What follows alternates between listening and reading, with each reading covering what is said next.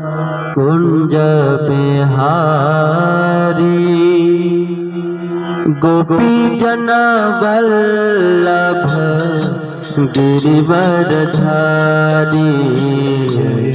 राधा माधव कुंज बिहारी गोपी जन वल्लभ गिरिवरधारी जय राधा माधव कुंज बिहारी गोपी जन वल्लभ गिरिवरधारी राधा माधव कुंज बिहारी गोपी जन वल्लभ गिरिवरधारी यशोदानंदन ब्रज जन रंजन नंदन ब्रज जन रंजन यशोदानंदन ब्रज जन रंजन यशोदानंदन ब्रज जन रंजन यमुना तीरा वनचारी यमुना तीरा वनचारी यमुना तीरा वनचारी जय राधा माधव कुंज बिहारी गोपी जन वल्लभ गिरिवरधारी राधा माधव कुंज बिहारी गोपी जन वल्लभ गिरिवरधारी हरे कृष्णा कृष्णा कृष्णा हरे हरे हरे राम राम राम हरे हरे हरे कृष्णा कृष्णा कृष्णा हरे हरे सब लोग गाइए हरे राम राम राम हरे हरे हरे कृष्णा कृष्णा कृष्णा हरे हरे हरे राम राम राम हरे हरे हरे कृष्णा कृष्णा सब लोग आइए ताली बजाते हरे राम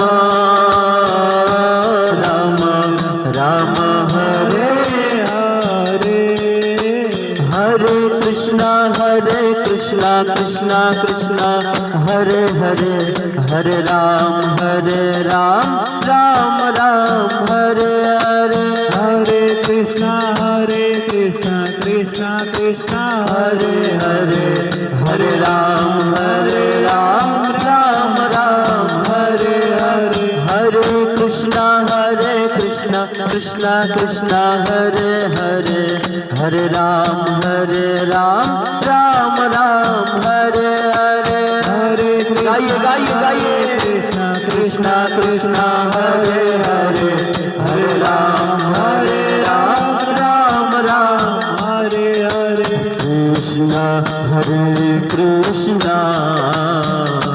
कृष्णा कृष्णा हरे हरे हरे राम राम राम राम हरे हरे, हरे कृष्णा कृष्णा कृष्णा हरे हरे, हरे राम राम राम हरे हरे। भज मन श्री राधे गोपाल, भज मन श्री राधे गोपाल, भज मन श्री राधे गोपाल, भज मन श्री राधे गोपाल, श्री राधे गोपाल, श्री राधे गोपाल, श्री राधे गोपाल,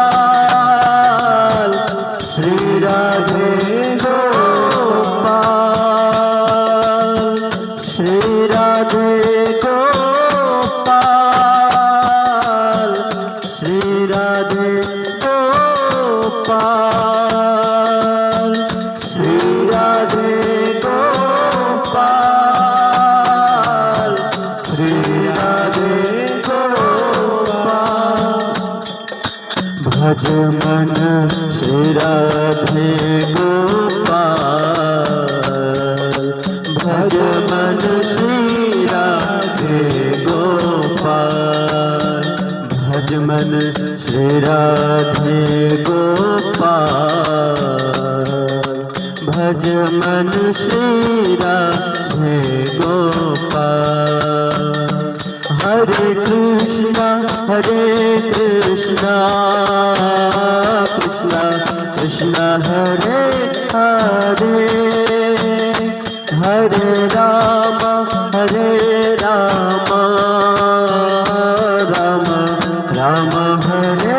हरे, हरे कृष्णा कृष्णा कृष्णा हरे हरे,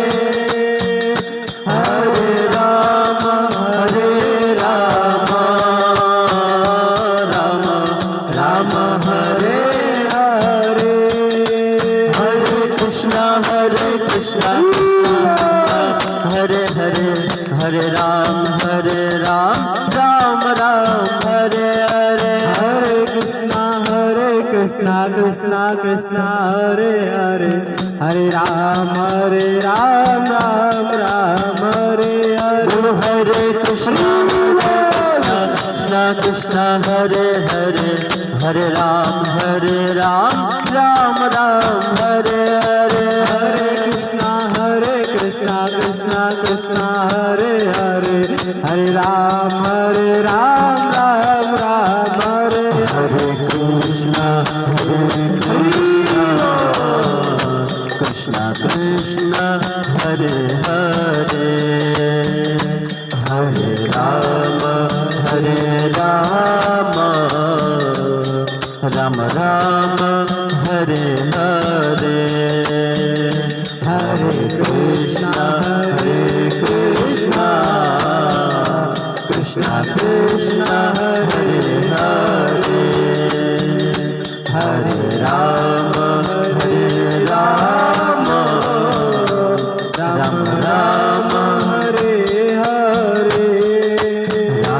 राधे राधे बरसाने वाली राधे, राधे राधे राधे बरसाने वाली राधे, राधे राधे बरसाने वाली राधे, राधे राधे राधे बरसाने वाली राधे, हाँ राधे राधे राधे बरसाने वाली राधे, राधे राधे राधे बरसाने वाली राधे, हाँ राधे राधे राधे बरसाने वाली राधे, राधे राधे राधे बरसाने वाली राधे, हमारो राधे श्री राधा हमारो धन राधा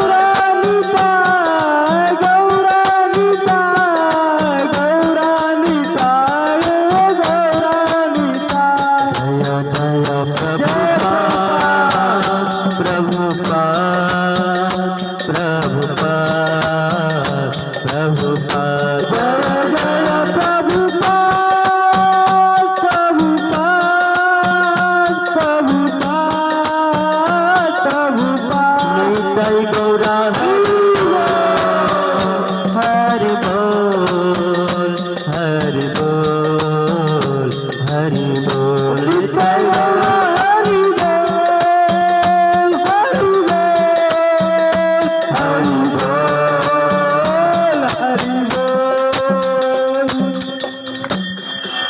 श्री श्री राधा श्याम सुंदर भगवान की जय। श्री श्री कृष्ण बलराम की जय। श्री श्री गौर निताई की जय। श्रील प्रभुपाद की जय। गुरुदेव महाराज की जय। निताई गौर प्रेमानंदे।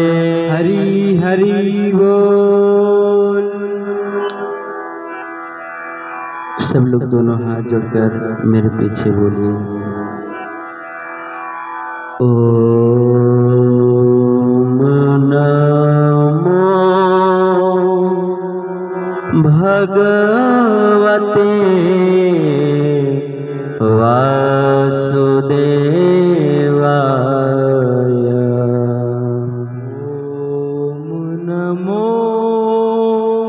भगवते वासुदेवाय। ओम नमो भगवते वासुदेवाय।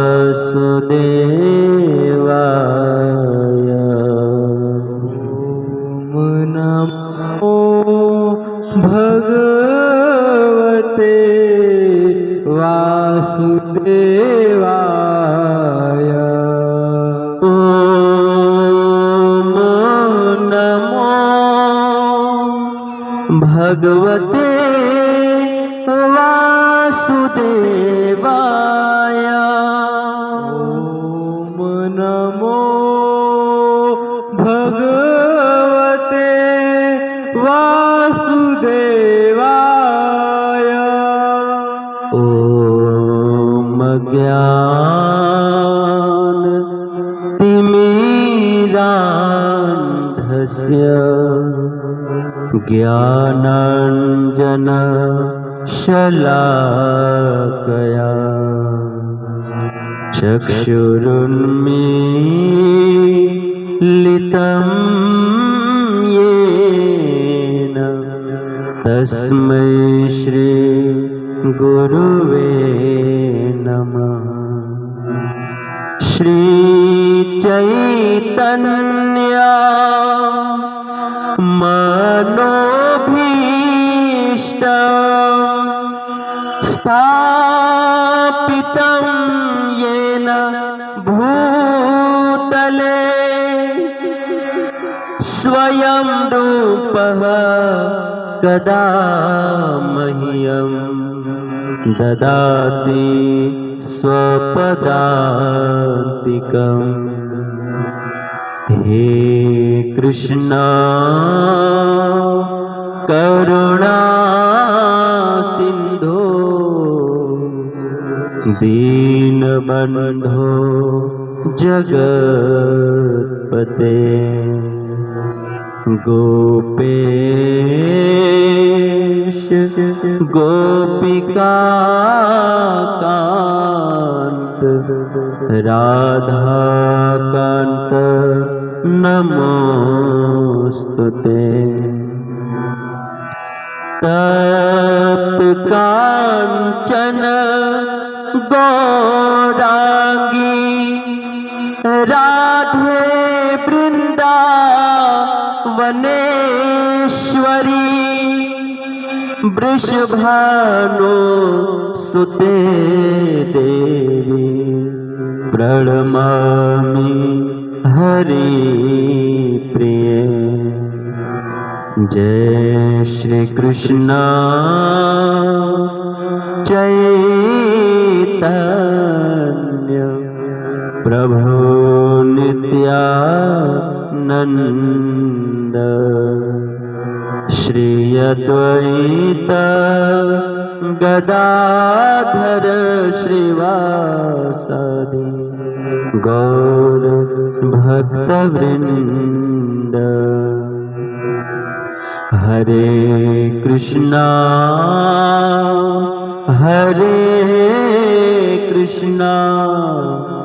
कृष्णा कृष्णा हरे हरे, हरे राम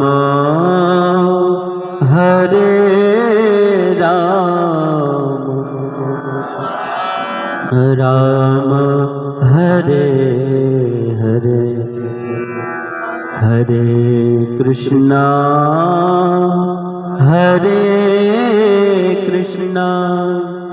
कृष्णा कृष्णा हरे हरे, हरे राम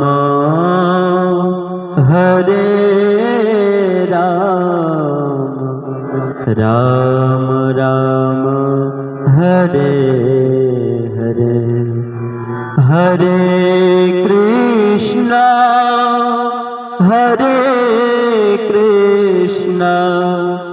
कृष्णा कृष्णा हरे हरे, हरे राम राम राम हरे हरे। हरे कृष्णा।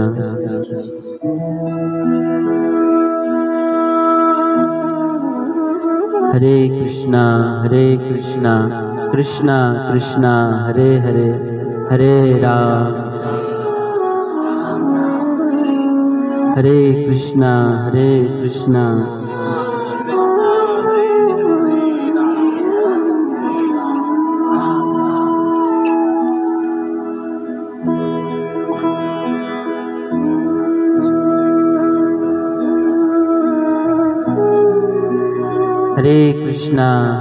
कृष्णा हरे हरे।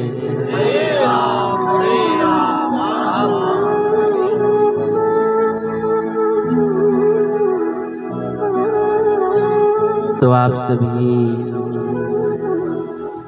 बड़भागियों का इस प्रत्येक रविवार को संध्या बेला में होने वाले इस सत्संग कार्यक्रम में बहुत बहुत स्वागत करते हैं। आइए आज के समय का सदुपयोग करते हुए हम सब लोग श्रीमद् भागवत की कथा श्रवण करेंगे। और वैसे तो श्रीमद् भागवत पुराण में हम सब मनुष्यों के कल्याण के लिए बहुत सारी शिक्षाप्रद, कल्याणप्रद, मंगलप्रद कथाएं हैं। लेकिन आज जो है हम सब लोग श्रीमद् भागवत के छठे स्कंद के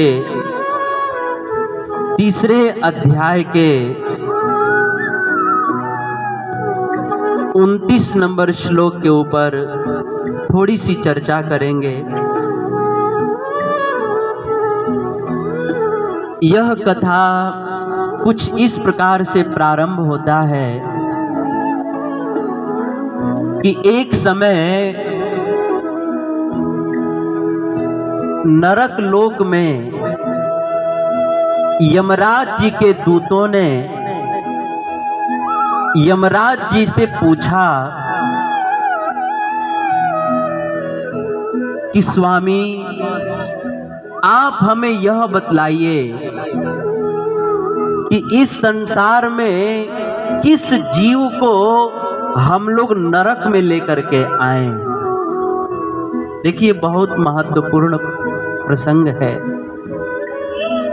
नरक लोक में एक बार नरक लोक में यमराज जी के दूतों ने, यमदूतों ने यमराज जी से पूछा कि हे स्वामी, कृपा करके आप हमें यह बतलाइए कि हम जो है नरक लोक में किन लोगों को लेकर के आए। उस समय यमराज जी ने उत्तर देते हुए कहा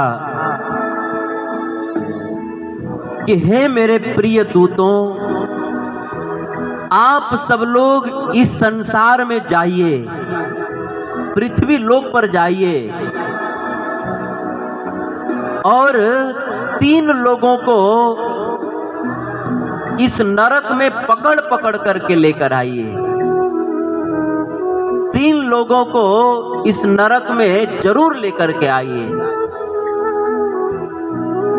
यमदूतों ने पूछा कि कौन से 3 लोगों को? तो यमराज जी ने कहा कि हे मेरे दूतों, इस संसार में जो लोग इतना सुंदर मनुष्य का शरीर प्राप्त करके और सुंदर जीभ प्राप्त करके भी अपने जीवा से भगवान के नाम का जप नहीं करते हैं और भगवान के नाम का कीर्तन नहीं करते हैं, ऐसे जो लोग हैं, ऐसे लोगों को आप लोग नरक में पकड़ करके लेकर आइए, नरक में लेकर के आइए। भागवत के 6ठे स्कंद के 3रे अध्याय के 29 नंबर श्लोक में यमराज जी अपने यमदूतों को कहते हैं, सबसे पहला उन लोगों को नरक में लेकर के आइए जो लोग सुंदर मनुष्य शरीर प्राप्त करके भी, इतना सुंदर जीभ प्राप्त करके भी अपने जीभ से भगवान के नाम का जप नहीं करते, भगवान के नाम का कीर्तन नहीं करते। ऐसे जो पापी लोग हैं, ऐसे पापी लोगों को आप लोग नरक में पकड़ करके लाइए और हम लोग जो है उस पापी व्यक्ति की खूब धुलाई करेंगे, खूब पिटाई करेंगे। जिह्वान भक्ति भगवत गुणनाम ध्येय, बहुत सुंदर श्लोक है और श्लोक का अर्थ भी बहुत स्पष्ट है। यमराज जी कहते हैं जिह्वान वक्ति, अर्थात जिह्वा से जो भगवान के नाम का उच्चारण नहीं करता, भक्ति यानी नहीं बोलता है, न भक्ति नहीं बोलता है, क्या नहीं बोलता है? भगवत गुण नाम ध्येय, भगवान के गुण, भगवान के नाम का अगर कीर्तन नहीं करता है, जप नहीं करता है, तो तानान, ऐसे लोगों को लेकर के आओ, तान आनय, ऐसे लोगों को पकड़ पकड़ करके लेकर आओ। हम जो है नरक लोक में ऐसे पापी व्यक्ति की खूब धुलाई करेंगे। कई बार लोगों के मन में प्रश्न होता है कि भगवान ने ये नरक क्यों बनाया, नरक लोक क्यों बनाया? तो इसका उत्तर यह है कि देखिए, भगवान को नरक लोक बनाने का शौक नहीं था, लेकिन मजबूरी में नरक लोक बनाना पड़ा। जैसे हमारा जो भारत सरकार है, भारत सरकार को कोई जेल बनाने का शौक नहीं है, लेकिन मजबूरी में बनाना पड़ा। क्यों?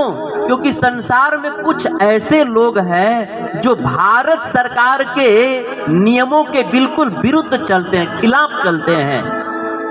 वे समाज में, परिवार में, देश में वो आतंक फैलाते हैं, भ्रष्टाचार फैलाते हैं, अत्याचार करते हैं।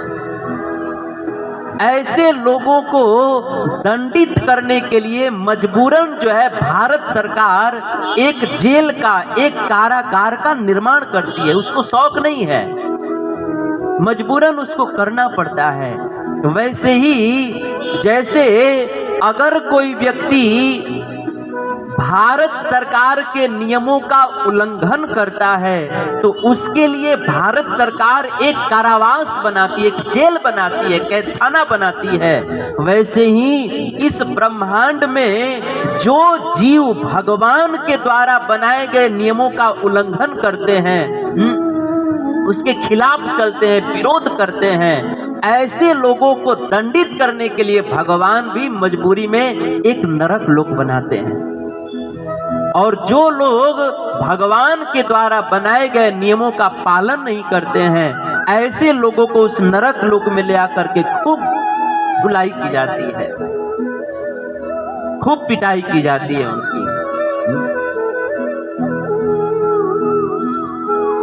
इसीलिए भगवान ने नरक लोक बनाया है। आप देखिए, इस संसार में जब किसी आदमी के शरीर में कोई रोग हो जाता है तो शरीर के रोग को ठीक करने के लिए हमारे देश में जो है अस्पताल की व्यवस्था है ना। अगर हमारे शरीर में कोई रोग हो जाए तो शरीर के रोग को ठीक करने के लिए एक अस्पताल की व्यवस्था है, एक हॉस्पिटल की व्यवस्था है। उसी तरह से जब हमारे मन में कोई रोग हो जाता है, जब हमारे बुद्धि में कोई रोग हो जाता है, हमारे चित्त में कोई रोग हो जाता है, तो उस रोग का इलाज करने के लिए इस देश में कोई अस्पताल की व्यवस्था नहीं है। हमारे शरीर में कोई रोग हो जाए तो शरीर के रोग को ठीक करने के लिए हॉस्पिटल की व्यवस्था है, लेकिन हमारे मन में कोई रोग हो जाए, मन में कोई बीमारी हो जाए, हमारे चित्त में कोई बीमारी हो जाए, हमारे बुद्धि में कोई बीमारी हो जाए, तो हमारे मन, बुद्धि और चित्त में जो बीमारी हो जाती है उसको ठीक करने के लिए हमारे देश में कोई हॉस्पिटल की व्यवस्था नहीं है। लेकिन एक जगह व्यवस्था है, जैसे शरीर में रोग हो जाए तो शरीर के रोग का इलाज जो है हॉस्पिटल में होता है। वैसे ही किसी जीव के मन में कोई रोग हो जाए, बुराई का रोग हो जाए, किसी के बुद्धि में ईर्ष्या का रोग हो जाए, द्वेष का रोग हो जाए, किसी के चित्त में अहंकार का रोग हो जाए, तो उस जीव के मन, बुद्धि और चित्त में जो रोग हो गया है, उस रोग का इलाज करने के लिए भगवान ने भी एक अस्पताल बनाया, हॉस्पिटल बनाया, और उस हॉस्पिटल का नाम है नरक लोक। और उस नरक लोक में जीव को ले जा करके और उसके मन, बुद्धि और चित्त में जो अहंकार, ईर्ष्या, द्वेष इत्यादि जो बीमारी बैठी हुई है उसका इलाज वहीं पर होता है। दंडेन शुध्यति। नरक लोक में ऐसे इस संसार में जो है आदमी के स्थूल शरीर के रोग का इलाज होता है, लेकिन नरक लोक में जो है आदमी के सूक्ष्म शरीर में जो रोग होता है उसका इलाज होता है। संसार में तो हमारे शरीर के रोग का इलाज होता है, परंतु हमारे मन और बुद्धि और चित्त में जो रोग हो गया है उसका इलाज जो है नरक लोक में होता है। तो कहने का भाव ये है कि भगवान को मजबूरी में जो है नरक का निर्माण करना पड़ा। तो उस नरक में कौन लोग जाते हैं? तो यमराज जी साफ साफ बतला रहे हैं, साफ साफ बतला रहे हैं। 3 लोग नरक में जाते हैं। सबसे पहला कौन जाता है? जो व्यक्ति इतना सुंदर मनुष्य का शरीर प्राप्त करके अपने जिह्वा से भगवान के नाम का कीर्तन नहीं करता, जप नहीं करता, उनके गुणों का गान नहीं करता, ऐसे लोग जो है नरक में जाते हैं। यमराज जी कह रहे हैं अब यमदूतों को कि हे मेरे यमदूतों, जो लोग सुंदर जीव पा करके भी भगवान के नाम, भगवान के लीला, भगवान के यश का कीर्तन नहीं करते, गान नहीं करते, ऐसे लोगों को पकड़ पकड़ करके लेकर आओ, हम खूब उनकी धुलाई करेंगे, खूब धुलाई करेंगे, पकड़ कर लाओ। अतः अगर हम सब लोग जो है नरक से बचना चाहते हैं ना, तो हमें जो है भगवान के नाम का जप करना चाहिए, भगवान के नाम का जरूर कीर्तन करना चाहिए। लेकिन आश्चर्य की बात यह है कि लोग जो है संतों के मुख से सुनते हैं, शास्त्रों में पढ़ते हैं, लेकिन शास्त्रों में पढ़ने के बाद और संतों के मुख से सुनने के बाद भी भगवान के नाम का जप नहीं करते। यही सबसे बड़ा आश्चर्य है। भागवत में कथा है कि एक बार परीक्षित महाराज जी ने सुखदेव गोस्वामी जी से पूछा कि हे भगवान, आप हमें यह बतलाइए कि इस ब्रह्मांड में सबसे बड़ा आश्चर्य क्या है, अथवा तो आप हमें यह बतलाइए कि यमराज जी को, नरक लोक के जो मालिक हैं यमराज जी, उस यमराज जी को आश्चर्य कब होता है, यमराज जी को कब आश्चर्य होता है। तब सुखदेव जी इस प्रश्न का उत्तर देते हुए कहते हैं कि हे परीक्षित, जब कोई जीव नरक लोक में जाता है उस समय यमराज जी जो है उस जीव से पूछते हैं कि तुम पहले ये बताओ कि तुम कहां से आए हो। तो जब कोई जीव यह कहता है कि मैं जो है भारत देश से आया हूं, मैं भारत से इस नरक में आया हूं, उस समय यमराज जी को बहुत आश्चर्य होता है कि अरे तुम भारत जैसे देश में तुम मनुष्य शरीर प्राप्त करके नरक में आ गए। यमराज जी को बहुत आश्चर्य होता है कि तुम भारत जैसे पवित्र देश में जन्म लेकर के भी तुम जो है नरक में आ गए। यमराज जी को बहुत आश्चर्य होता है, बहुत आश्चर्य होता है।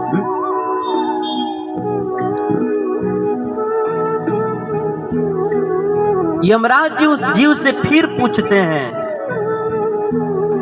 कि आप हमको ये बतलाइए कि ठीक है, कहीं भारत भूमि में जन्म हुआ होगा, लेकिन शायद जीव नहीं मिला होगा, इसलिए भगवान का नाम नहीं जपा होगा। तो आप हमें स्पष्ट बतलाइए कि भारत भूमि में जन्म मिला तो क्या आपको भगवान ने जीव दिया था? तो जीव कहता है हाँ, भगवान ने मुझे जीव भी दिया था। तब यमराज जी को और आश्चर्य होता है कि अरे भारत जैसे देश में तुमको जन्म मिला और ऊपर से भगवान ने तुमको जीव दिया, फिर भी तुम जो है जीव से भगवान का नाम नहीं जप किए, तुमको नरक में आना पड़ा। यमराज जी को और आश्चर्य होता है। एक तो तुमको भारत जैसे पवित्र देश में जन्म मिला और ऊपर से जो है तुमको भगवान ने इतना सुंदर जीव दिया, फिर भी तुमने भगवान का नाम नहीं जप किया।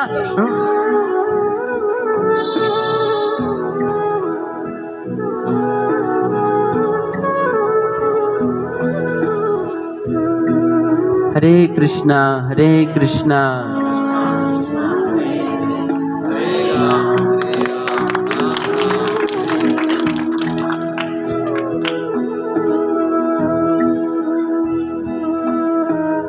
यमराज जी को बहुत आश्चर्य होता है। सुखदेव जी कहते हैं कि परीक्षित, जब कोई जीव नरक लोक में जाता है और यमराज जी उससे पूछते हैं कि तुम कहाँ से आए हो। तो जीव जब कहता है कि मैं भारत से आया हूँ, तो यमराज जी को बहुत आश्चर्य होता है। और फिर यमराज जी पूछते हैं कि भारत भूमि में तुम्हें जीव मिला था। तो जीव कहता है हाँ, जीव मिला था। यमराज जी को तब फिर आश्चर्य होता है कि भारत जैसे पवित्र देश में जन्म लिया और भगवान ने तुमको जीव दिया, फिर भी तुमने भगवान का नाम जप नहीं किया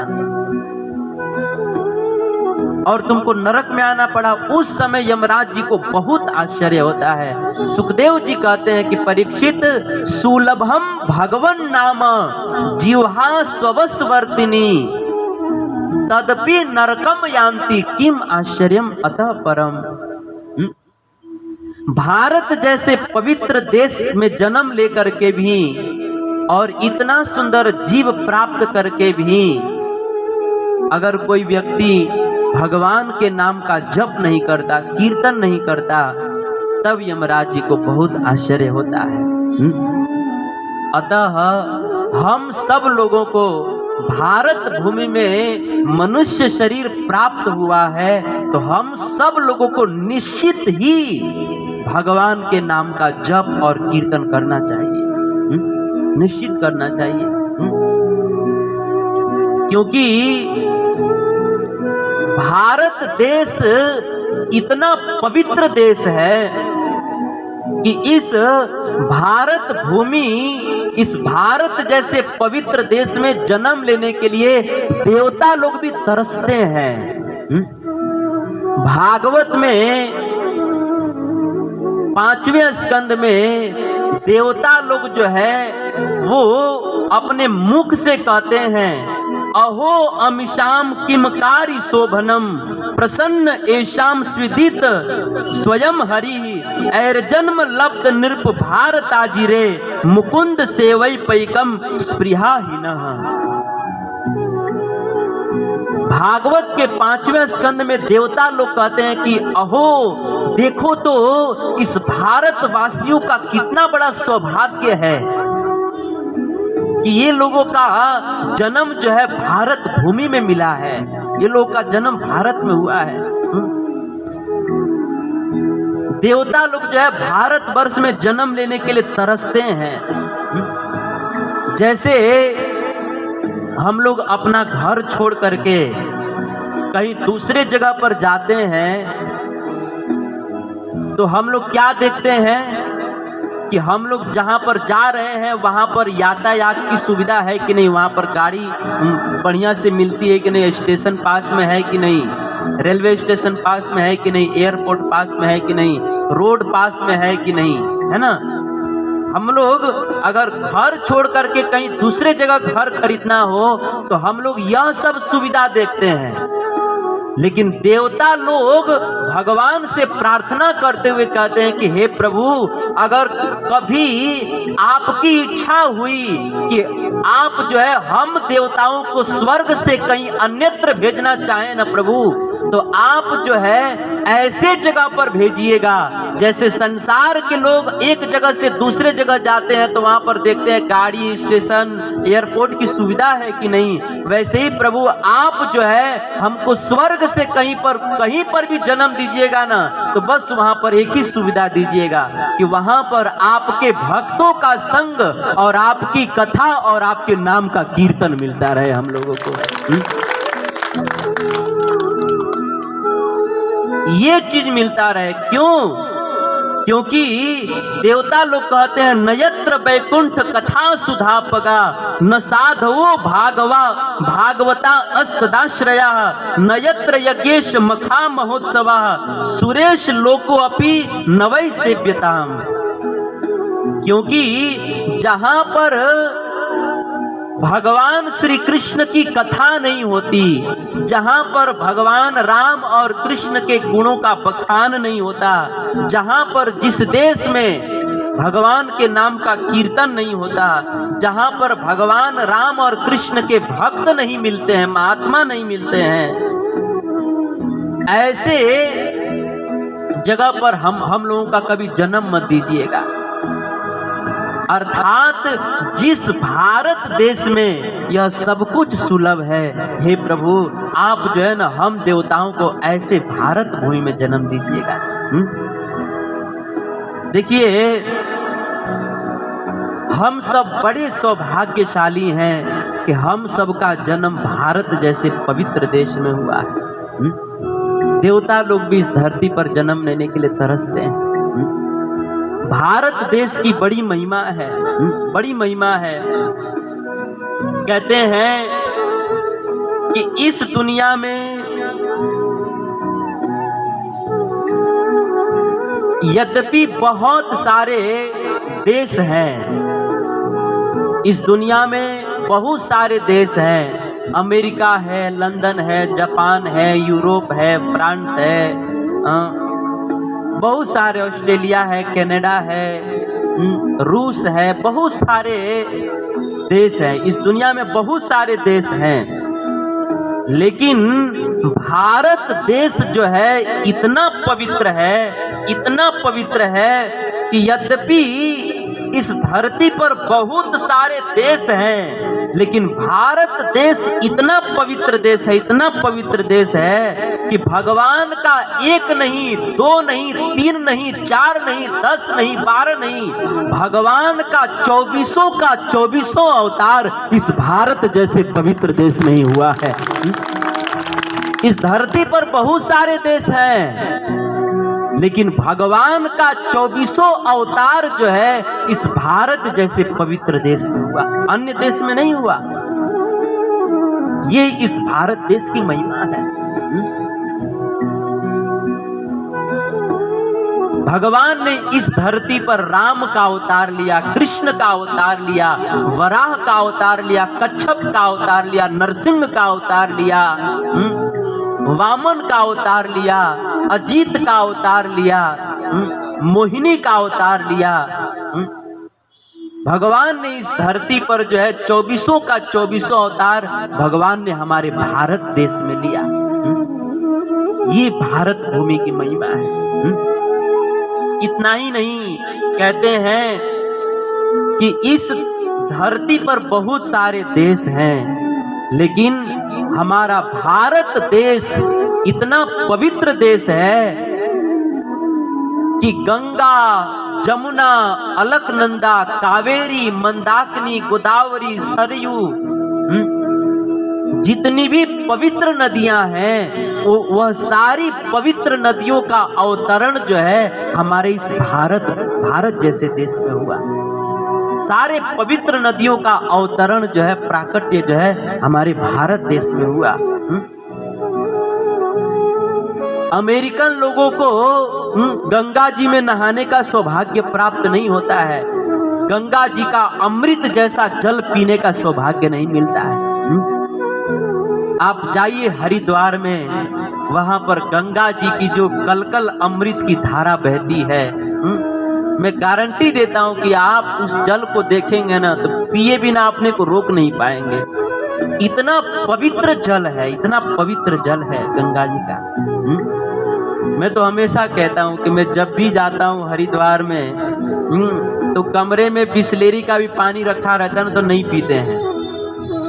घंटे 2 घंटे प्यासे रह जाते हैं, खूब जब जोर से प्यास लग जाती है ना तो जाते हैं और गंगा जी में हाथ लगा करके अंजलि से पानी पी लेते। इतना मधुर मीठा पानी, उसके सामने बिसलेरी तो विष के समान लगता है, जहर के समान लगता है, क्योंकि भगवान के चरणों से निकली है गंगा।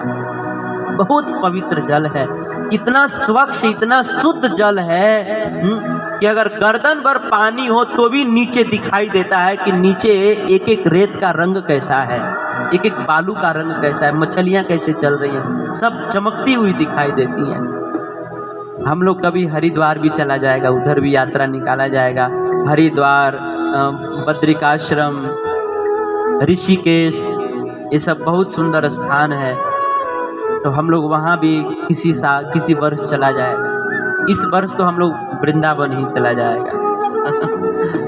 तो गंगा, जमुना, अलकनंदा, कावेरी, मंदाकिनी, सरयू, गोदावरी, ये सारी पवित्र नदियों का अवतरण हमारे भारत देश में हुआ है। इतना ही नहीं, चारों वेद, 6 शास्त्र, 18 पुराण, 108 उपनिषद, बड़े बड़े संत महात्मा, नरसिंह मेहता जी, संत तुकाराम, नामदेव, ज्ञानदेव, संत एकनाथ, श्री चैतन्य महाप्रभु जी, बड़े बड़े संत महापुरुषों का जन्म भी इस भारत जैसे पवित्र देश में हुआ है। अगर ऐसे भारत जैसे पवित्र देश में भी जन्म लेकर के अगर हम भगवान की भक्ति नहीं करते, भगवान का भजन नहीं करते, नाम जप नहीं करते, तो धिक्कार है हम सबके जीवन को, धिक्कार है। यह भारत देश बड़ा पवित्र है। कहते हैं कि यह भारत देश इतना पवित्र है, इतना पवित्र है कि भगवान जो है इस भारत देश में केवल सबरी माता के जूठे बेर ही नहीं खाए हैं। यह भारत देश इतना पवित्र है कि भगवान जो है इस देश में केवल कर्मा बाई के जूठे खिचड़ी ही नहीं खाए हैं। यह भारत देश इतना पवित्र है कि साक्षात भगवान जो है इस देश में विदुरानी जी के हाथ से केवल केले का छिलका ही नहीं खाए हैं। यह भारत देश इतना पवित्र है ना कि इस भारत देश में स्थित जो वृंदावन है ना, उस वृंदावन का मिट्टी भी हमारे ठाकुर जी अपने मुख से खाए हैं। ये भारत देश इतना पवित्र देश है कि भगवान यहाँ का केवल सबरी के बेर और कर्माबाई के खिचड़ी और सुदामा जी के चावल और विदुरानी के केले का छिलका ही नहीं खाए हैं। भगवान इस भारत जैसे पवित्र देश की मिट्टी को भी खाया है भगवान ने। अर्थात ये पूरा भारत जो है ना, भारत देश हमारे ठाकुर जी का महाप्रसाद है, क्योंकि ठाकुर जी ने भारत देश की मिट्टी को मुख से खाकर भोग लगा दिया, तो ये पूरा भारत जो है भगवान का प्रसाद बन गया। भगवान का प्रसाद है। ये भारत देश की महिमा है। इतना ही नहीं, कहते हैं कि यह भारत देश इतना महान है, इतना महान है कि इस संसार में जब किसी आदमी को धन कमाने की इच्छा होती है ना, तो उस व्यक्ति को अमेरिका की याद आती है, क्योंकि दुनिया में सबसे धनी देश अमेरिका है। इस संसार में जब किसी आदमी को धन कमाने की इच्छा होती है तो उसको अमेरिका की याद आती है। इस संसार में जब किसी व्यक्ति को टेक्नोलॉजी के विषय में, तकनीकी के विषय में जानने की इच्छा होती है ना, तो उस व्यक्ति को चीन और जापान की याद आती है। लेकिन इस दुनिया के कोने कोने में जब किसी व्यक्ति को धर्म और भगवान के विषय में जानने की इच्छा होती है ना, तो उस व्यक्ति को हमारे भारत देश की याद आती है। क्योंकि हमारा भारत देश ही ऐसा है जहां पर धर्म के विषय में बतलाया जाता है, जहां पर भगवान के विषय में सही सही और पूर्ण ज्ञान दिया जाता है। हमारा भारत देश ही वो देश है। किसी भी पाश्चात्य व्यक्ति को, विदेश में रहने वाले व्यक्ति को जब धर्म के विषय में जानने की इच्छा होती है तो उसको हमारे भारत की याद आती है। ये है हमारे भारत देश की महिमा। यह भारत देश इतना महान है, इतना महान है कि दुनिया में लोग गीत गाते हैं, मेरे देश की धरती सोना उगले उगले हीरे मोती।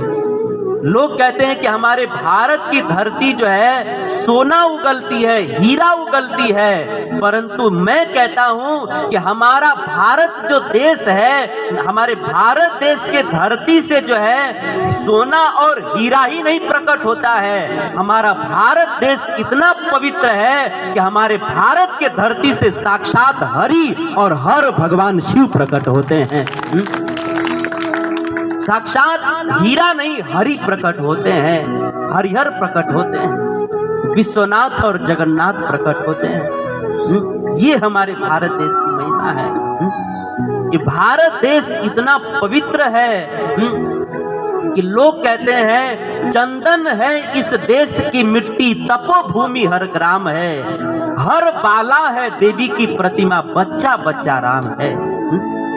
हमारा भारत देश इतना पवित्र है, यहाँ का संस्कार इतना पवित्र है कि यहाँ पर जितनी भी माताएं हैं उन माताओं को दुर्गा, सरस्वती और लक्ष्मी का स्वरूप माना जाता है।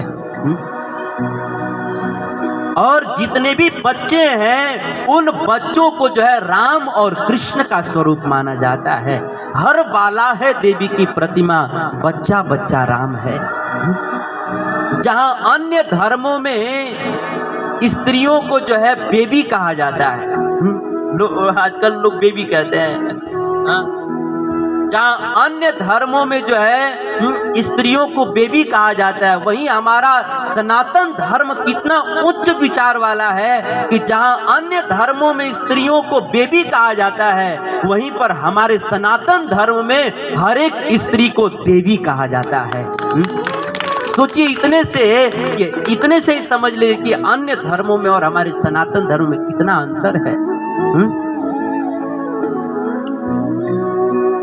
तो मेरा सब कुछ कहने का मतलब यह है कि हमारा जो भारत देश है बड़ा पवित्र है, बड़ा महान देश है। ऐसे पवित्र भारत भूमि में जन्म लेकर के भी और उसमें भी मनुष्य शरीर प्राप्त करके भी और उसमें भी जीव प्राप्त करके भी अगर कोई व्यक्ति भगवान के नाम का कीर्तन नहीं करता, जप नहीं करता, भजन नहीं करता, भक्ति नहीं करता, तो यमराज जी को बहुत आश्चर्य होता है, बहुत आश्चर्य होता है। इसीलिए हमको भारत जैसे पवित्र देश में जन्म मिला है, मनुष्य जन्म मिला है और उसमें भी हमको सुंदर जीव मिला है। तो हमें जो है इस जीव से भगवान के नाम का जप करना चाहिए, कीर्तन करना चाहिए। मैं पहले भी कभी बताया था कि देखिए, अगर कोई व्यक्ति भगवान के द्वारा दिए गए जीव से भगवान के नाम का कीर्तन नहीं करता, जप नहीं करता, तो भगवान जो है अगले जन्म में उसको जीव नहीं देते हैं, उसका जीव छीन लेते हैं। अगले जन्म में उसको जीव नहीं देते हैं, गूंगा बना देते हैं। जैसे हम किसी कंपनी में काम करने के लिए जाएं और कंपनी का मालिक जो है हमको मान लीजिए लैपटॉप दे और कहे कि आप जो है इस लैपटॉप से मेरे कंपनी का काम करना, तो हम जो है मालिक के द्वारा प्राप्त लैपटॉप से कंपनी का काम न करके हम जो है उस लैपटॉप से अपना ही काम करने लगे, तो मालिक क्या करेगा? मालिक कहेगा कि भाई मैंने तुमको जो है लैपटॉप दिया था अपना काम करने के लिए और तुम जो है खुद का काम कर रहे हो। मैंने लैपटॉप दिया था तुमको मेरा काम करने के लिए और तुम जो है इससे अपना काम कर रहे हो। यह कह करके और वह कंपनी का मालिक क्या करेगा? लैपटॉप जो है वापस ले लेगा, है ना। तो जिस प्रकार से कोई व्यक्ति हमको लैपटॉप देता है और उसका उपयोग जो है हम जो है मालिक के लिए न करके हम स्वयं के लिए करने लगते हैं, तो मालिक जो है हमसे लैपटॉप वापस ले लेता है। वैसे ही भगवान ने हमको जीव दिया है और इस जीव का उपयोग जो है हम लोग भगवान के नाम का कीर्तन करने में न करें, भगवान के नाम का जप करने में न करें। इस जीव से हम केवल अपने ही काम धंधे की बात करते रहें, इस जीव से केवल हम अपने ही गुणों का बखान करते रहें, तो भगवान जो है हमसे जीव जो है वापस ले लेते हैं। इसीलिए इतना सुंदर हमको जीव मिला है, मनुष्य शरीर मिला है, तो हमें इस मनुष्य शरीर को प्राप्त करके भगवान के नाम का जप करना चाहिए। तो यमराज जी यमदूतों से कह रहे हैं कि हे यमदूतों, जो व्यक्ति भारत जैसे पवित्र देश में जन्म लेकर के भी जीवहान भक्ति भगवत गुण नाम ध्येय, भारत जैसे पवित्र देश में जन्म लेकर के भी अपने जीव से भगवान के नाम का कीर्तन नहीं करता, ऐसे जो पापी लोग हैं, ऐसे पापी लोगों को पकड़ पकड़ करके लाओ, हम नरक में उसकी खूब धुलाई करेंगे, पकड़ करके लाओ। ये तो हो गया पहला आदमी। अब जो लोग पीछे आए हैं, जो बाद में आए, वो लोग को समझ में नहीं आ गई खतवा कहाँ से शुरू हुआ है, इसीलिए कहते हैं अब वो लोग आधा घंटा तक तो कंफ्यूजन में बिता देंगे कि प्रभु जी कहना क्या चाह रहे हैं। इसीलिए कथा में पहले आना चाहिए। अब उनको समझाने के लिए फिर अगर थोड़ा सा भूमिका बनाया जाए तो जो लोग पहले सुने वो लोग कहेंगे प्रभु जी एक बतिया 10 बार कहते हैं। अब वक्ता बड़ा बेचारा जो है असमंजस में पड़ जाता है। तो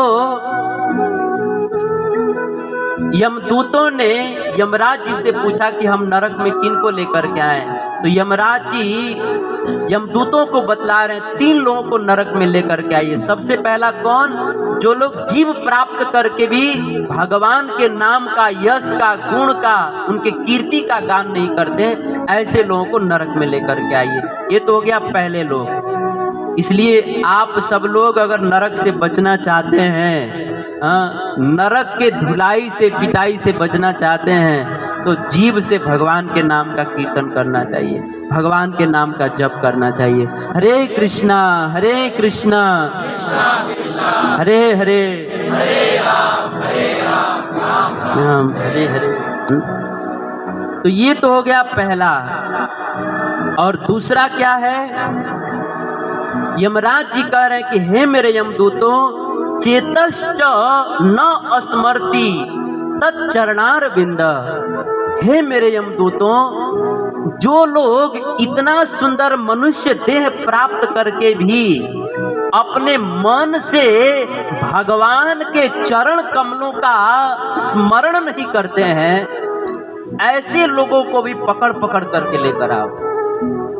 ऐसे लोगों की हम खूब धुलाई करेंगे। मान लीजिए कोई व्यक्ति यमराज जी से कहे, मान लीजिए यमदूतों ने यमराज जी से पूछा कि महाराज, जो व्यक्ति जीव से भगवान का नाम नहीं बोलता है वो लोगों को लेकर के आना है, लेकिन कोई ऐसा आदमी है जिसके पास जीव नहीं है, तो उसका तो कोई दोष नहीं है, उसका तो कोई दोष नहीं है, तो उसको हम, वो तो बेचारा जप कर ही नहीं सकता, तो क्या उसको भी नरक में लेकर के आए? तो यमराज जी कहते हैं कि देखो, भले किसी को जीव नहीं मिला है, भले वो जीव से भगवान का नाम नहीं जप कर सकता, लेकिन उसके पास मन तो है ना, मन तो है ना। तो अगर जीव नहीं है, अगर वो जीव से नाम का जप नहीं कर सकता, कीर्तन नहीं कर सकता, तो उसके पास मन तो है ना, मन से वह भगवान के चरण कमलों का चिंतन करे, स्मरण करे।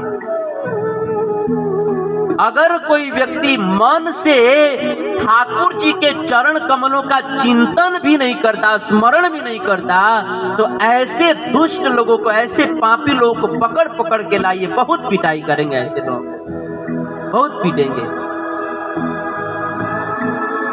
चेतश्च न स्मरति तच्चरणारविंद, जो अपने चित्त से, अपने मन से भगवान के चरण कमलों का चिंतन भी नहीं करते, स्मरण नहीं करते, एक बार भी स्मरण नहीं करते, उन लोगों को तो अवश्य पकड़ कर लेकर आओ। हम लोग वो लोग को पीट पीट करके सिखाएंगे कि कैसे भगवान का स्मरण किया जाता है। साधु महात्मा लोग को चीख चीख करके समझाते हैं, हम लोग पीट पीट कर समझाएंगे, पकड़ के लाओ। जो बात से नहीं समझेगा उसको यहाँ पर हम लोग वो दूसरा वाला उपाय से समझाएंगे। जो जिस भाषा में समझेगा उसी भाषा में समझाएगा, पकड़ के लाओ। देखिए इस श्लोक में जो है ना, भगवान के चरणों की उपमा जो है कमल से दे रहे हैं। तच्चरणार बिंदम, चरणार बिंदम चरणार बिंद जो शब्द है उसमें उसको अलग अलग किया जाए तो क्या होगा, चरण और अरविंद। तो अरविंद का मतलब क्या होता है, अरविंद का मतलब होता है कमल। तो आज के श्लोक में यमराज जी भगवान के चरणों की उपमा कमल से दे रहे हैं। भगवान के चरणों की उपमा कमल से क्यों दे रहे हैं? कई बार हम लोग शास्त्र पढ़ते हैं चाहे सुनते हैं तो बार बार हम ये बात पढ़ते हैं सुनते हैं कि भगवान के चरणों की उपमा कमल से दी जाती है। चरण कमल, हस्त कमल, मुख कमल, है ना, उनके नेत्र कमल, नाभि कमल, उनके हर एक अंगों की उपमा जो है कमल से दी जाती है और उनके चरणों की उपमा भी जो है कमल से ही दी जाती है। तो हमारे मन में स्वाभाविक प्रश्न होता है कि हमारे शास्त्रों में भगवान के चरणों की उपमा जो है बार बार कमल से क्यों दिया गया है? तो देखिए इसके पीछे बहुत बड़ा कारण है। क्या कारण है कि देखिए कमल जो होता है ना, कमल में एक विशेषता होती है। क्या कि कमल जो है कभी भी सरोवर में डूबता नहीं है। ये आप लोग कभी अनुभव कीजिएगा कि आप जो है देखिए संध्या के समय में आप किसी सरोवर के पास जाइए और संध्या के समय में अगर सरोवर में कमर भर पानी होगा ना तो उस समय में भी, उस कमर भर पानी में भी कमल जो है पानी के ऊपर रहता है।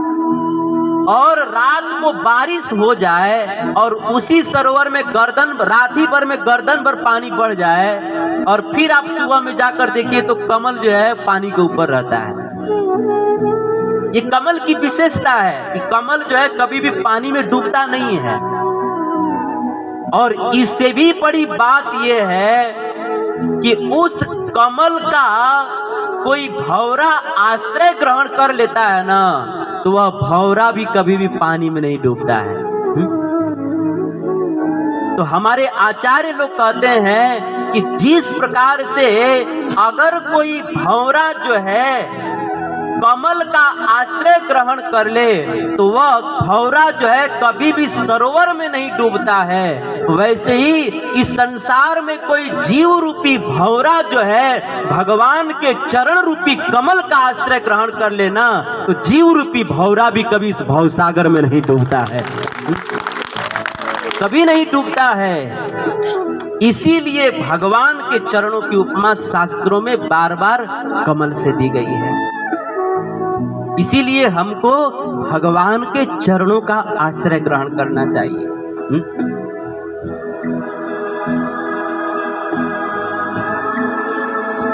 तो यमराज जी कह रहे हैं कि हे यमदूतों, ठीक है कोई व्यक्ति, किसी व्यक्ति के पास जीव नहीं है, वो भगवान का नाम जप नहीं कर सकता तो कोई बात नहीं,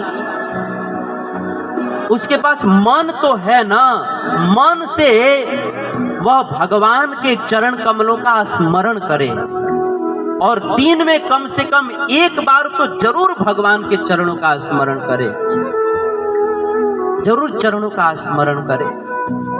अगर कोई व्यक्ति भारत जैसे पवित्र देश में जन्म लेकर के भी दिन भर में एक बार भी भगवान के चरणों का स्मरण नहीं करता, ऐसे जो नराधम लोग हैं, ऐसे जो पापी लोग हैं, ऐसे पापी लोगों को पकड़ पकड़ के लाओ, हम लोग खूब उसकी पिटाई करेंगे और उसको सिखाएंगे कैसे भगवान के चरणों का स्मरण करना चाहिए। ऐसे लोगों को पकड़ के लाइए। अतः हम लोग नरक से बचना चाहते हैं तो भगवान के चरणों का स्मरण करना चाहिए। देखिए भगवान के चरणों का अगर हम जो है चिंतन करते हैं ना, अथवा तो हम अपने हृदय से अगर हम भगवान के चरण कमलों का चिंतन करते हैं ना तो हमारे आचार्य लोग कहते हैं कि जो व्यक्ति अपने हृदय से, अपने हार्ट से भगवान के चरणों का चिंतन करता है ना, उस व्यक्ति को कभी हार्ट अटैक नहीं आता। क्योंकि जब कोई व्यक्ति अपने हार्ट से, अपने हृदय से भगवान के चरणों का चिंतन करता है तो भगवान के चरणों के चिंतन से उसको अनंत ऊर्जा की प्राप्ति होती है, अनंत शक्ति की प्राप्ति होती है, उसका हृदय मजबूत होता है। और जो हृदय मजबूत होता है उस हृदय में कभी अटैक नहीं होता है, किसी बीमारी का अटैक नहीं होता, हमला नहीं हो पाता। इसीलिए हृदय से भगवान के चरण कमलों का चिंतन करना चाहिए। तो यमराज जी यमदूतों को कह रहे हैं कि जो लोग अपने मन से भगवान के चरणों का स्मरण नहीं करते, ऐसे लोगों को नरक लोक में लेकर आइए। तो ये तो हो गए दूसरे प्रकार के लोग। अब तीसरे कौन लोग हैं जो नरक में जाने के अधिकारी हैं? तो यमराज जी कह रहे हैं, कृष्णाय नो नमति यक्षिर एकदापि। हे मेरे यमदूतों, जो व्यक्ति भारत जैसे पवित्र देश में जन्म लेकर के और उसमें भी मनुष्य शरीर प्राप्त करके अगर दिन भर में एक बार भी भगवान कृष्ण के चरणों में प्रणाम नहीं करता ना, ऐसे नराधम लोगों को पकड़ पकड़ के लाओ, बहुत पिटाई करेंगे, बहुत पिटाई करेंगे ऐसे लोग। यमराज जी साफ साफ कह रहे, कृष्णाय नो नमति यक्षिर एकदापि। सिर का अर्थ होता है मस्तक, एकदा अपि, एकदा अपि मतलब एक बार भी, एकदा का मतलब होता है एक बार, और अपि का अर्थ होता है भी। मतलब यमराज जी कह रहे हैं कि यक्षिर एकदापि, अगर कोई मनुष्य शरीर प्राप्त करके, वो भी भारत जैसे पवित्र देश में प्राप्त करके, अगर कृष्णाय नो नमति यक्षिर एकदापि, अगर एक बार भी दिन भर में एक बार भी अगर कृष्ण के चरणों में प्रणाम नहीं करते हैं, अपना सिर नहीं झुकाते हैं, ऐसे लोगों को पकड़ पकड़ कर लाओ, घसीट घसीट करके लेकर आओ, उनकी बहुत धुलाई करेंगे, बहुत कुटाई करेंगे, लेकर आओ। ऐसे लोगों को तो जरूर पकड़ के लेकर आओ। अतः अगर हम सब लोग यमराज जी के नरक लोक से बचना चाहते हैं ना, तो हमें प्रतिदिन भगवान कृष्ण के चरण कमलों में प्रणाम करना चाहिए, उनको दंडवत प्रणाम करना चाहिए। भगवान के चरणों में प्रणाम करने की बड़ी महिमा है, बड़ी महिमा है। मैं हमेशा कहता हूं कि महाभारत में कथा है कि एक बार महात्माओं की सभा में प्रश्न उठा कि भगवान कृष्ण को एक बार प्रणाम करने की कितनी महिमा है। उस समय किसी व्यक्ति ने कहा कि भगवान कृष्ण को एक बार प्रणाम करने से 10 अश्वमेध यज्ञ करने का फल मिलता है। लोग बड़े बड़े यज्ञ कराने के चक्कर में रहते हैं ना, जिनको भगवान के प्रणाम पर विश्वास नहीं होता है ना, वही लोग बड़ा बड़ा यज्ञ करने के चक्कर में रहते हैं। लेकिन जिनको विश्वास है कि हमारे ठाकुर जी को एक बार प्रणाम करने से 10 अश्वमेध यज्ञ करने का फल मिल जाएगा, वो व्यक्ति क्यों यज्ञ के चक्कर में पड़ेगा। कई लोग जो है रुद्राभिषेक यज्ञ करवाते हैं, ठीक है करवाते हैं, श्रद्धा है करवाइए, लेकिन यह भी सत्य है कि जिस व्यक्ति को विश्वास नहीं है ना भगवान के प्रणाम पर, वही व्यक्ति इनके चक्करों में रहता है। जिस व्यक्ति को विश्वास है वो जानता है कि अरे हमारे ठाकुर जी का प्रणाम करने की इतनी महिमा है कि हम एक बार प्रणाम करते तो हमको 10 अश्वमेध यज्ञ करने का फल मिल जाएगा।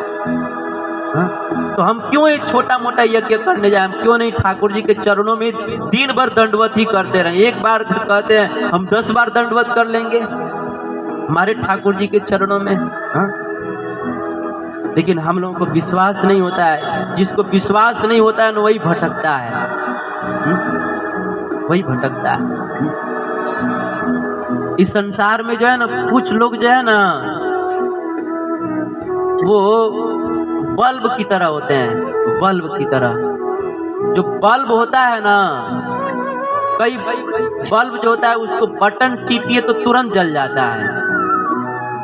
तो कई लोग जो है बल्ब की तरह होते हैं, जैसे बल्ब को टिपिए, बटन टिपिए तो तुरंत शुरू हो जाता है, वैसे ही कई लोग बल्ब की तरह होते हैं, जिनको एक बार बता दीजिए ना तो वो करने लग जाते हैं, उनको विश्वास हो जाता है। लेकिन कई लोग जो है ना ट्यूबलाइट की तरह होते हैं।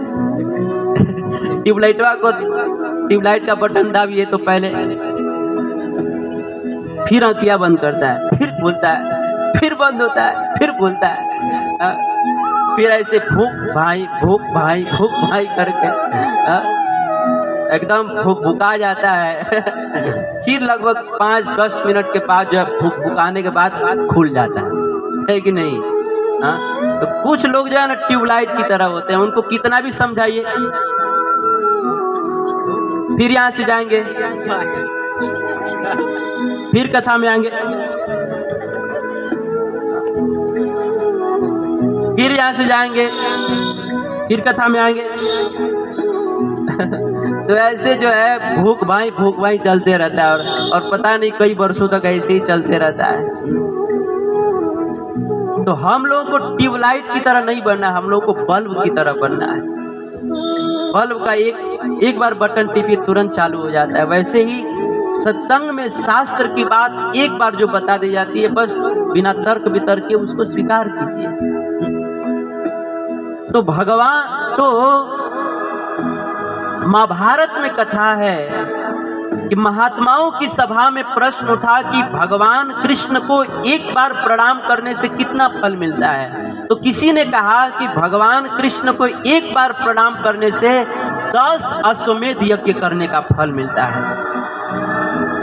उस समय वेद व्यास जी को इससे संतुष्टि नहीं हुई। वेद व्यास जी ने कहा कि देखो, भगवान कृष्ण को एक बार प्रणाम करने का जो 10 अश्वमेध यज्ञ के फल बता रहे हैं ना, वो बहुत कम है। क्यों? क्योंकि 10 अश्वमेध यज्ञ अगर कोई व्यक्ति करता है तो वह जो है स्वर्ग में जाता है। 10 अश्वमेध यज्ञ करने के फल स्वरूप वो स्वर्ग में जाता है, और स्वर्ग में वो कई वर्षों तक अपने पुण्यों का फल भोगता है और फिर से इस संसार में गिर जाता है।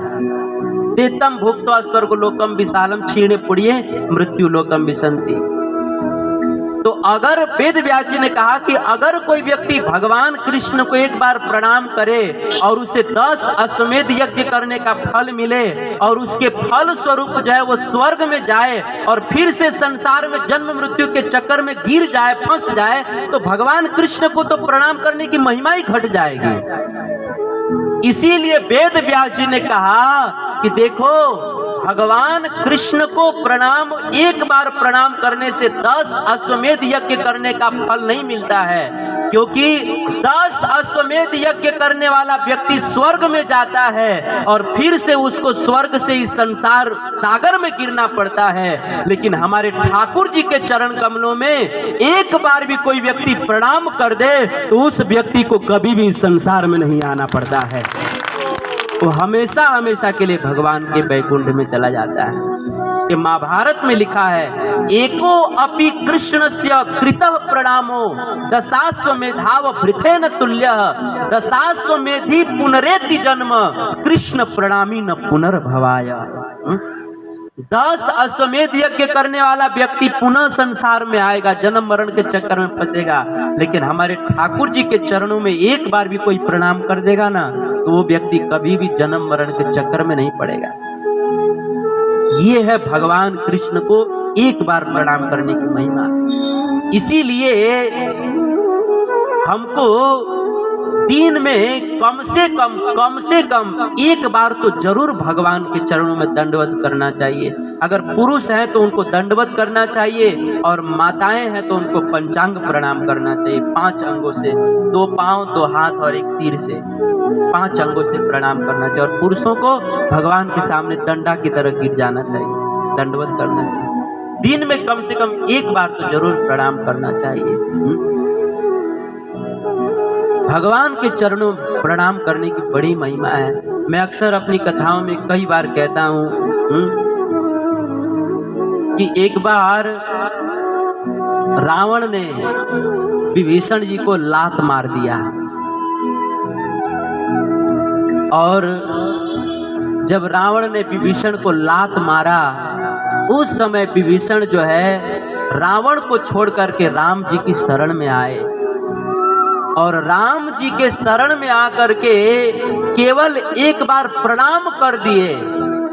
तो प्रणाम करने मात्र से भगवान राम ने विभीषण जी को लंका का राजा बना दिया, लंकेश कहकर संबोधित कर दिया। कहू लंकेश सहित परिवारा, लंकेश कहकर संबोधित कर दिया, लंका का ईश्वर कहकर संबोधित कर दिया। अब मतलब लंका का राजा बना दिया। अब भगवान के मुख से जो शब्द निकल गया वो झूठा थोड़ी हो सकता है। विभीषण जी ने एक बार भगवान राम के चरणों में प्रणाम किया तो भगवान ने उनको पूरा लंका का राजा ही बना दिया। गोस्वामी तुलसीदास जी जब इस लीला को लिख रहे थे ना तो लिखते लिखते उनकी कलम रुक गई, रो पड़े। गोस्वामी तुलसीदास जी ने लिखा कि देखो तो हे संसार के लोगों, आप लोग अपना आंख खोलकर तो देखिए कि हमारे राम जी कितने दयालु हैं कि जो लंका शिव जी ने रावण को 10-10 सिर कटाने पर दिया था ना, वही लंका हमारे राम जी ने विभीषण को केवल सिर झुकाने पर दे दिया था। इसका मतलब ये है कि जो वस्तु देवताओं के दरबार में सिर कटाने से मिलता है ना, वही वस्तु हमारे ठाकुर जी के दरबार में केवल सिर झुकाने से मिल जाता है। ये हमारे ठाकुर जी और देवताओं में यही अंतर है। गोस्वामी जी लिखते हैं, जो संपत्ति शिव रावण ही दीनह दिए तस्मात, सोई संपदा विभीषण ही सकुच दीनह रघुनाथ। शिव जी ने रावण को जो लंका 10-10 सिर कटाने पर दिया था, वही लंका भगवान राम ने विभीषण को केवल सिर झुकाने पर दे दिया। ये है भगवान के चरणों प्रणाम करने की महिमा। इसीलिए हमें जो है भगवान के चरणों में प्रणाम करना चाहिए। दिन में कम से कम एक बार तो जरूर भगवान को प्रणाम करना चाहिए, जरूर प्रणाम करना चाहिए। और प्रणाम में भी कई बार लोग ऐसे प्रणाम करते हैं,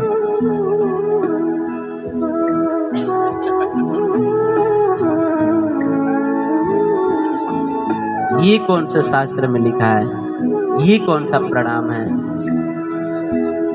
ये प्रणाम की विधि नहीं है। प्रणाम का जो विधि है, दंडवत भगवान के चरणों में प्रणाम करना चाहिए। दंडवत, पुरुषों को दंडवत करना चाहिए, माताओं को पंचांग प्रणाम करना चाहिए। ये विधि विधान है, ऐसे नहीं।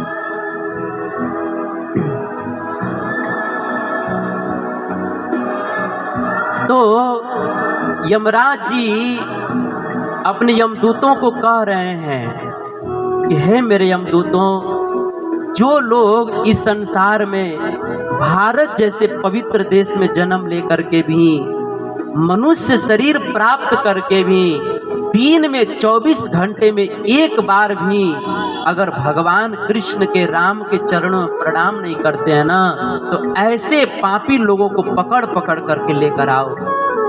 ऐसे लोगों को बहुत पीटा जाएगा, ऐसे लोगों को खूब दंडित करेंगे, ऐसे लोगों को पकड़ करके लेकर आओ। तो इस तरह से यमराज जी जो है अपने यमदूतों को कह रहे हैं कि हे मेरे यमदूतों, 3 लोगों को नरक लोक में जरूर पकड़ के लेकर आओ। सबसे पहला कौन? जो लोग जीव प्राप्त करके भी भगवान के नाम का कीर्तन नहीं करते, जप नहीं करते, ऐसे लोगों को पकड़ के लेकर आओ। और दूसरा क्या है? दूसरा जो है, जो लोग इतना सुंदर मनुष्य देह प्राप्त करके और अपने मन से एक बार भी भगवान के चरण कमलों का चिंतन नहीं करते हैं, ऐसे लोगों को पकड़ पकड़ के लाओ। और तीसरा क्या है? जो लोग इतना सुंदर मनुष्य देह प्राप्त करके भी 24 घंटे में एक बार भी राम कृष्ण के चरणों में दंडवत प्रणाम नहीं करते, भगवान के चरणों में अपना सिर नहीं झुकाते, ऐसे लोगों को पकड़ पकड़ करके लेकर आओ, हम उन्हें खूब दंडित करेंगे।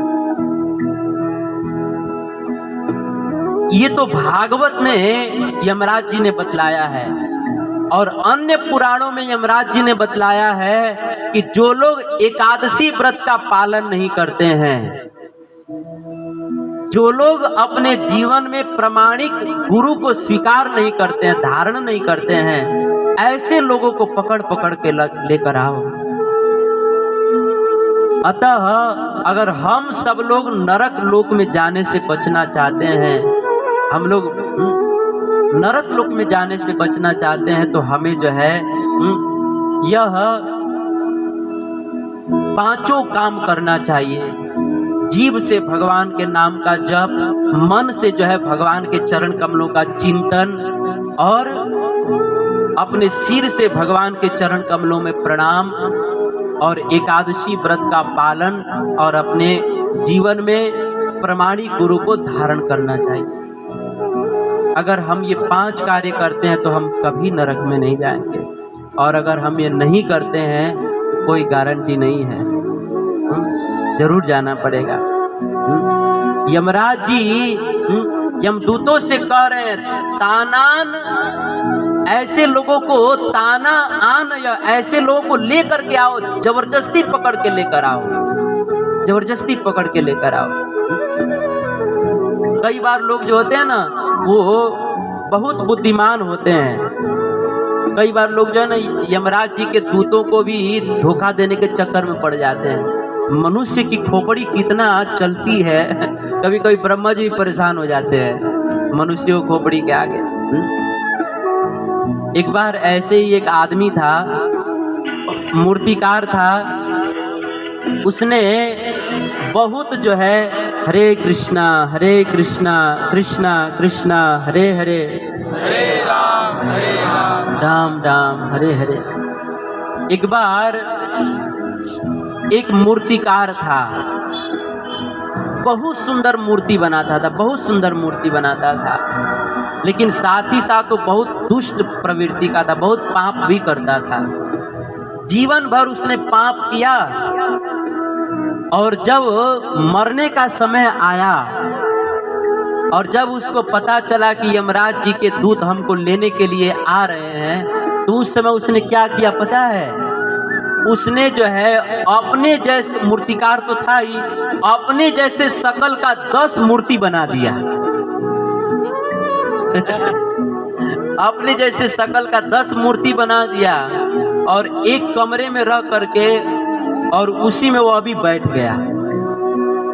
अब यमराज जी के दूत आए तो उनका खोपड़िए गर्म हो गया, उनका पूरा अंटीने घूम गया कि हम किसको पकड़ के लेके जाएं। लोग भी कितने मतलब आदमी की बुद्धि कितनी तेज है।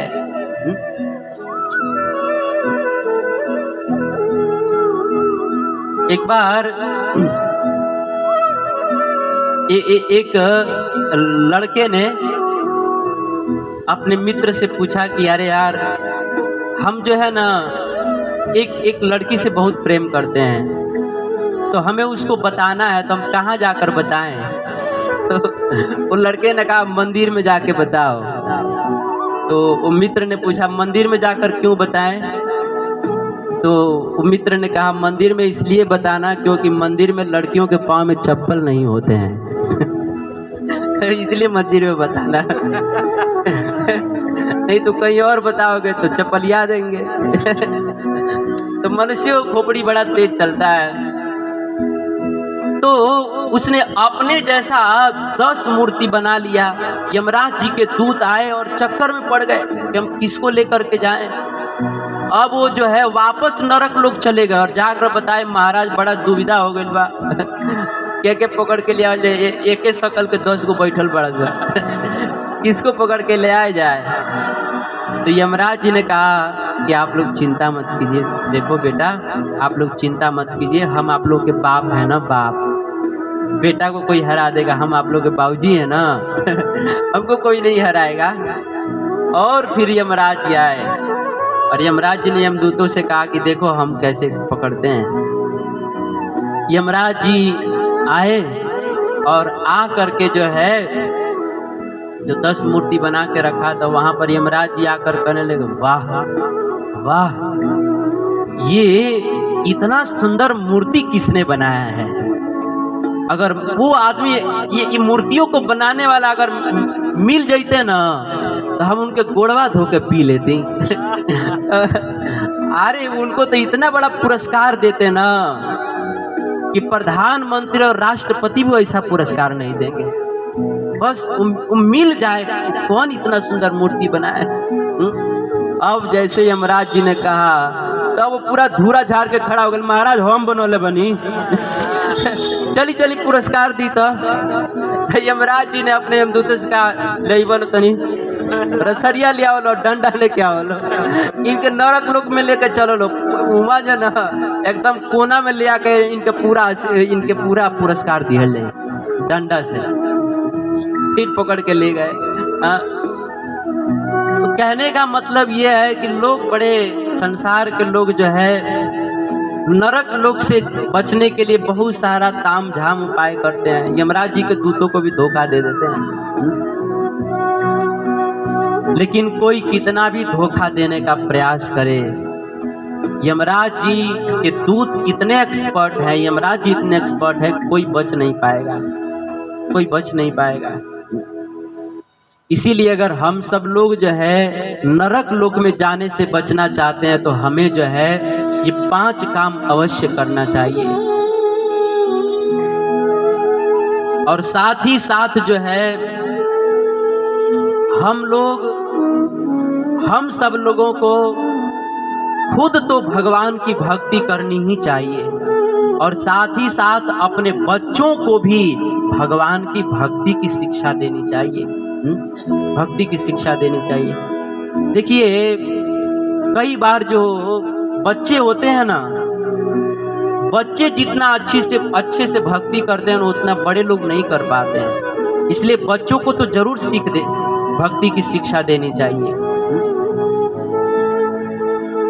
अभी जो है हमारी एक बड़ी बहन है, फरीदाबाद में रहते हैं, उनकी बच्चियां हैं। अभी हम लोग पिछले साल वृंदावन गए थे तो लोग पहली बार वृंदावन गए थे और वो लोग जब से वृंदावन से आए हैं तब से जो है मतलब सोचिए कि वो लोग भगवान की भक्ति करने में इतने वो लोग मस्त हैं। छोटे छोटे बच्चे 8 साल 10 साल के बच्चे हैं, इतना भगवान के भजन में इतना वो लोग मस्त रहते हैं कि स्कूल में भी जाते हैं तो तिलक लगा के जाते हैं। स्कूल में भी जाते हैं तो तिलक लगा करके ही जाते हैं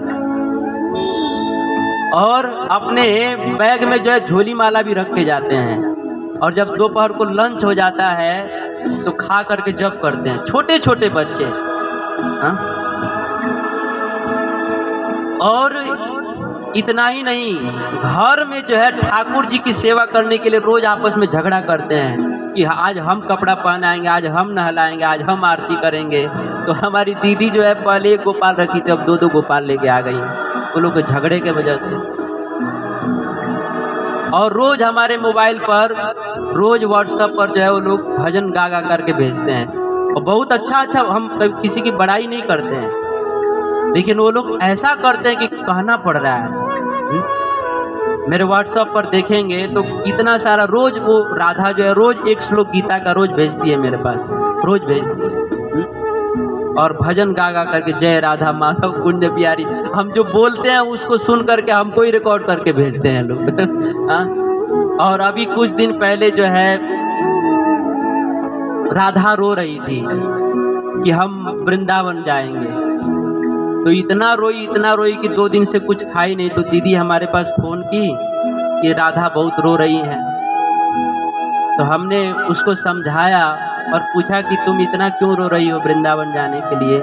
तो उसने कहा कि मामा जी क्या है ना कि हमारा परीक्षा आने वाला है, अभी 7-8 दिन पहले की बात है, हमारा परीक्षा आने वाला है, तो मैं जो है ना बांके बिहारी जी के पास जाकर मैं कहना चाहती हूँ कि बांके बिहारी जी मुझको पास कर दीजिएगा।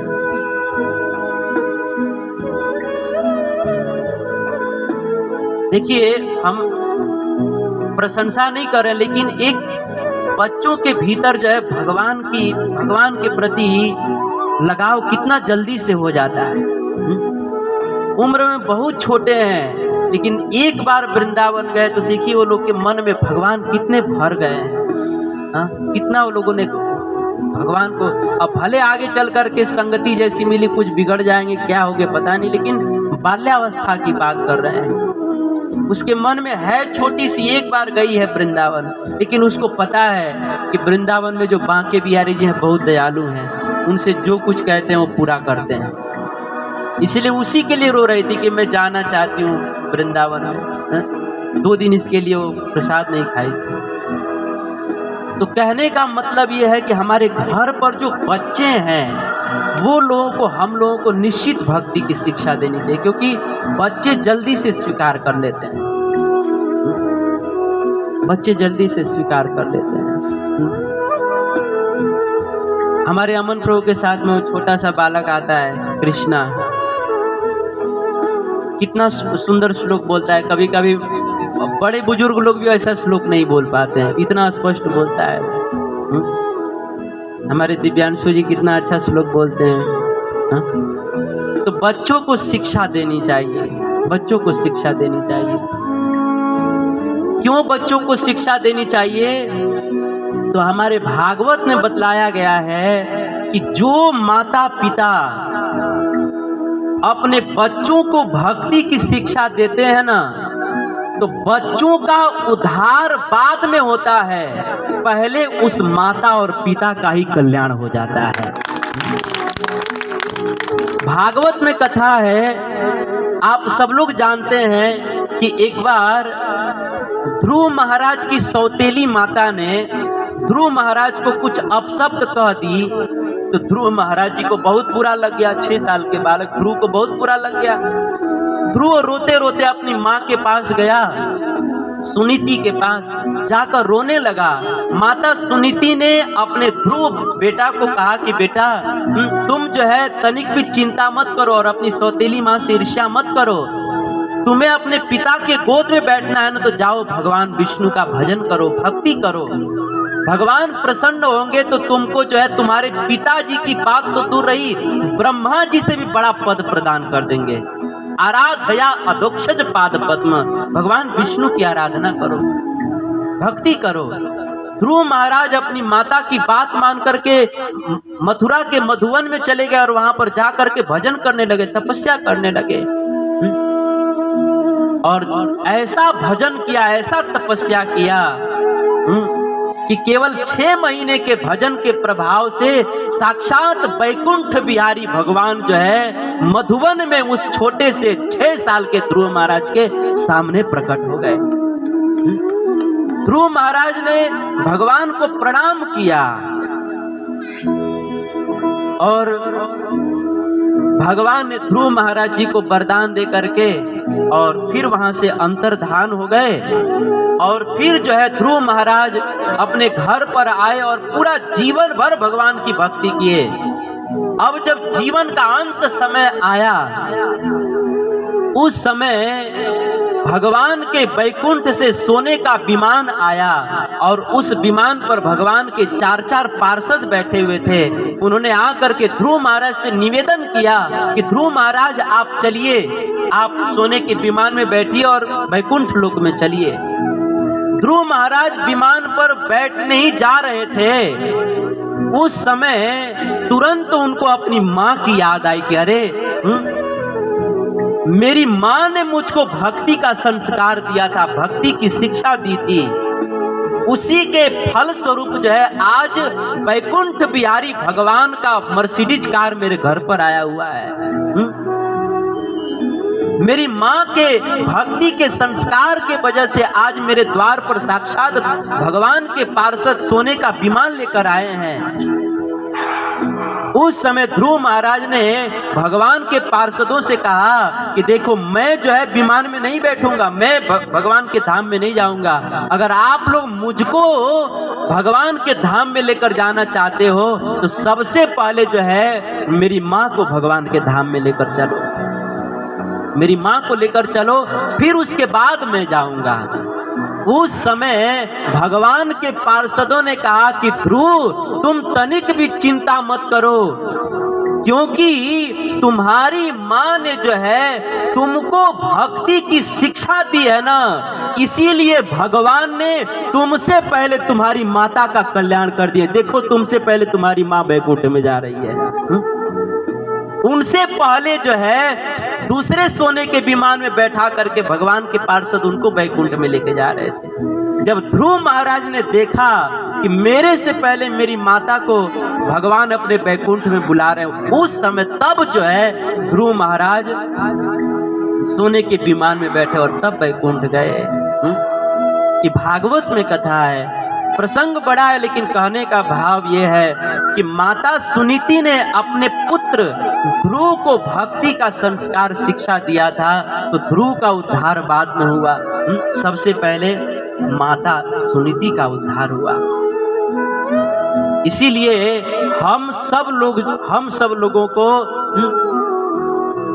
अपने बच्चों को जो है भक्ति की शिक्षा देनी चाहिए। खुद तो भक्ति करनी चाहिए, लेकिन अपने बच्चों को भी भक्ति की शिक्षा और संस्कार देना चाहिए।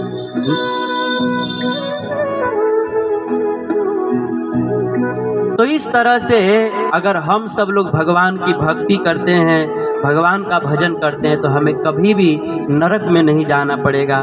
तो इस तरह से यमराज जी जो है भागवत के 6ठे स्कंद के 3रे अध्याय के 29 नंबर श्लोक में अपने यमदूतों को बतला रहे हैं कि कौन व्यक्ति नरक में जाता है, और उसी प्रसंग को हमने आप सब भक्तों के समक्ष में प्रस्तुत किया।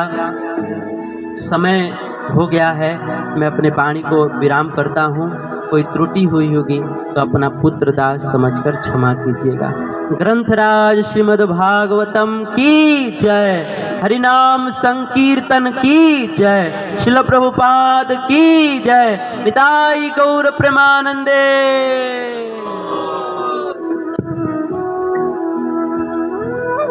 हरे कृष्ण। हम लोग बहुत ही भाग्यशाली हैं कि प्रभु जी के मुख से हर रविवार के दिन भागवत की कथा श्रवण कर रहे हैं, और हम चाहते हैं कि हम और आप सब जो भी भक्त बैठ के यहाँ पे कथा सुन रहे हैं, भागवत की कथा सुन रहे हैं, इन सब के तरफ से प्रभु जी का आभार प्रकट करना चाहूँगा।